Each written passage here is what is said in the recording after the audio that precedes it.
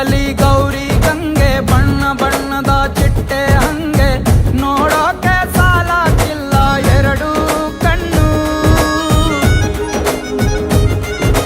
ಗಂಡು ಹೈಕಳು ಬೆಪ್ಪಾಗವ್ರೆ, ಬೆರಗು ಕಣ್ಣಲ್ಲಿ ನೋಡ್ತಾ ಅವ್ರೆ, ದಾವಣಿಲೆ ಬೀಸುತ್ತಾರೆ ಹೆಣ್ಣೈಕಳು.